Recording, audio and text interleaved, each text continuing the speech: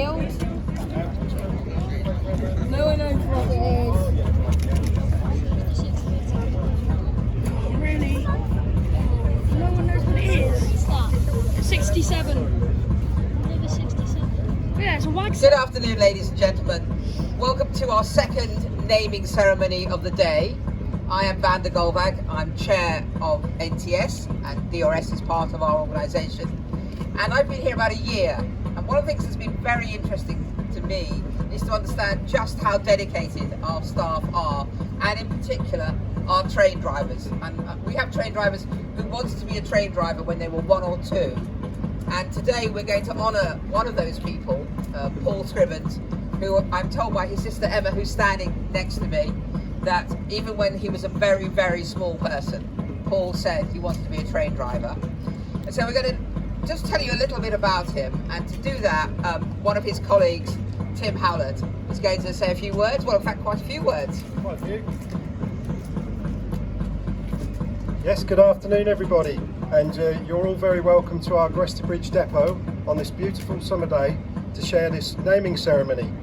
A bittersweet few moments tinged with sadness, but also a celebration for our driver colleague and dear friend Paul Scrivens, who was taken from us far too early in December last year.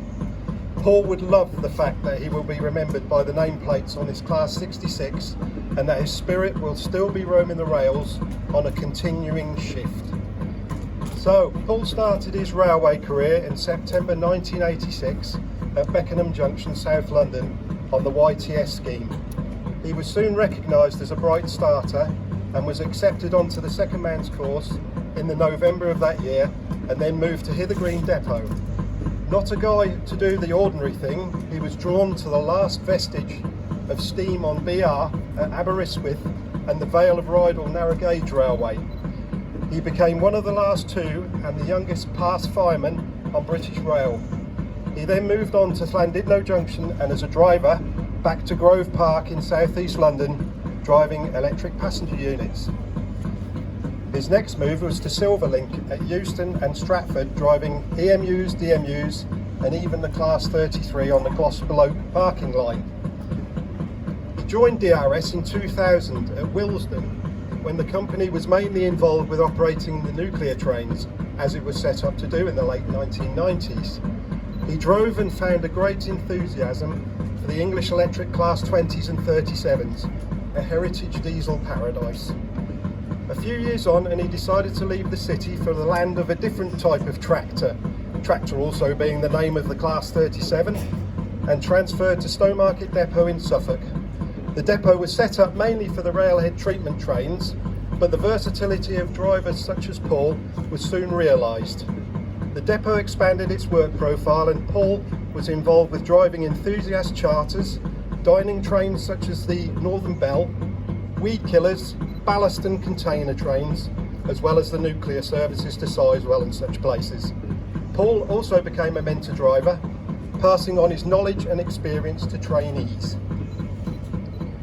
He was a kindred spirit to me right from our first meeting, and we shared our love of old diesel locos on visits to several preserved railways as DRS loco drivers, plus to Belgium and the Netherlands on a few memorable trips which we shan't go into. His ultimate voyage was a journey across Canada behind a large steam loco. He befriended Fred from Wool Signal Box in Dorset on that trip, a small world indeed. Paul will always be remembered as a jolly giant of a guy, a laughing Buddha if you like.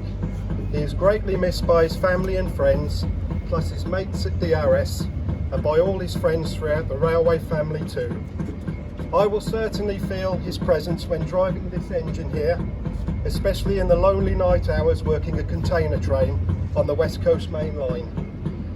Finally, I would like to read a short poem, and imagine that you are on a country main line with your favourite engine powering away on the front. Here we go. Intercity country. The sun shines through the trees by the line side. The tracks shimmer up in the light.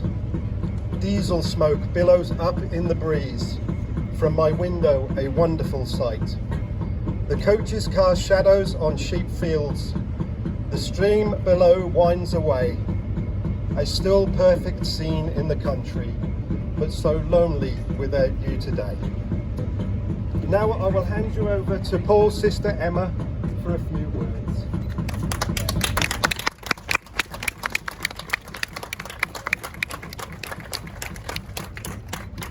Hi, I just really want to thank you all for being here for this, my big row today, and massive thanks to everyone at DRS for getting this to happen. Still can't quite believe it's real. As Vanda said, like, Paul was a trainer right from being tiny. Mum and Dad always said one of his first words was train, so he was born to be a driver, and it makes us family and friends feel it's a real comfort to know that he reached the top of his game at DRS and that you will respect him in this way. It's lovely. It's never going to feel okay that he's gone, but to know that his namesake's going to be rattling around on those tracks all the time is an amazing feeling and a really perfect and most fitting legacy for a true railwayman. Thank you. And thank you to DRS for everything they've done for Paul. Thanks very much. Okay, well, Emma tells me she's not done this before. Why would she? But I'm going to ask Emma to pull the plaque. It's just there, I hope. There should be a rope. Yes, that's it. And yes, that's it. Paul Scrivens, ladies and gentlemen.